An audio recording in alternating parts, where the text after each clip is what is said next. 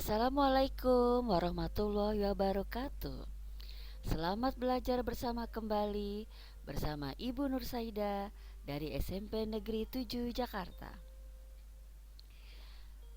Sebelum memulai pelajaran, marilah kita berpantun dalam kondisi pandemi seperti ini. Terbanglah tinggi si burung nuring, hinggap di atas gedung sekolah. Walaupun dalam suasana pandemi, kita tetap dapat berjumpa. Baiklah, materi kelas 9 sekarang adalah mengenai ketergantungan antar ruang dan pengaruhnya terhadap kesejahteraan masyarakat.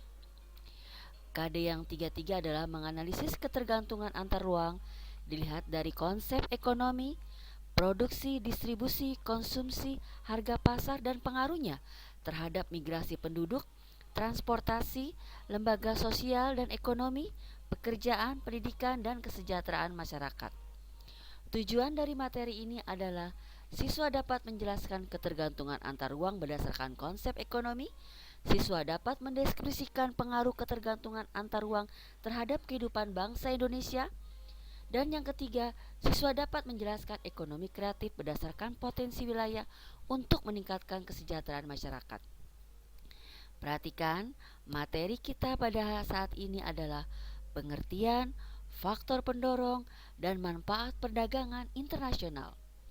Yang kedua adalah pengertian, konsep, dan upaya mengembangkan ekonomi kreatif. Yang ketiga, pengertian keunggulan mutlak dan keunggulan komparatif. Dan yang terakhir pada materi ini atau sesi ini adalah pengertian produksi, kuota, dan politik dumping. Baik,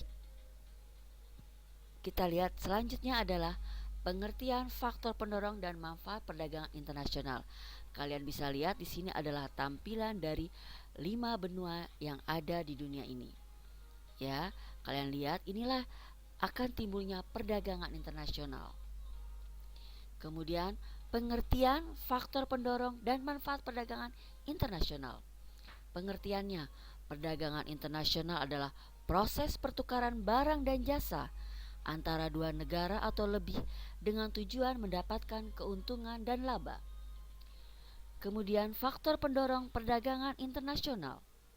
Faktor-faktor pendorong adalah perbedaan sumber daya alam, perbedaan sumber daya manusia, perbedaan ilmu pengetahuan dan teknologi, perbedaan budaya suatu bangsa. Manfaat perdagangan internasional dapat memenuhi kebutuhan akan barang dan jasa, dapat menciptakan spesialisasi produk, dapat memperoleh barang dengan mudah dan murah, mendorong kegiatan produksi, dapat meningkatkan hubungan persahabatan antar negara, dapat memperoleh devisa, dapat mendorong kemajuan iptek, dan dapat mendorong pertumbuhan ekonomi. Kemudian kita lihat tentang ekonomi kreatif, pengertian, dasar hukum, dan upaya mengembangkan ekonomi kreatif. Pengertian ekonomi kreatif yaitu gagasan ekonomi yang inovatif dalam melakukan kegiatan ekonomi, baik itu produksi, distribusi, maupun konsumsi.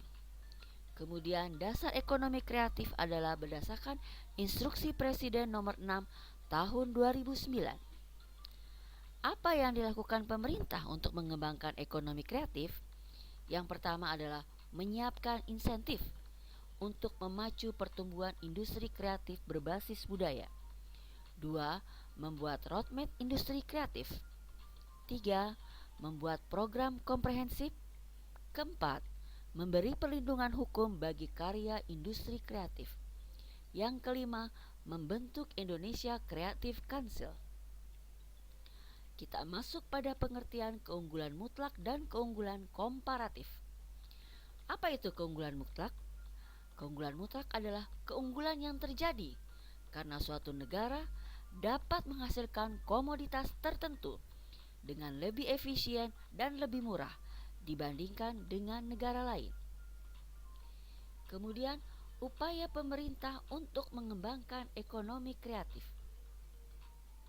Menyiapkan insentif untuk memacu pertumbuhan industri kreatif, membuat roadmap, membuat program komprehensif, memberikan perlindungan hukum, dan membentuk Indonesia Creative Council. Sekarang kita masuk kepada kebijakan suatu negara melakukan proteksi, kuota, dan politik dumping. Apa itu proteksi? Proteksi adalah kebijakan pemerintah untuk melindungi produksi dalam negeri. Pengertian kuota. Kuota adalah kebijakan pemerintah untuk membatasi jumlah ekspor dan impor barang dari suatu negara. Terakhir adalah pengertian politik dumping, yaitu kebijakan pemerintah dalam menjual barang ke luar negeri, yaitu dengan cara lebih murah daripada ke dalam negeri. Demikianlah yang bisa Bu Ido sampaikan pada kesempatan kali ini.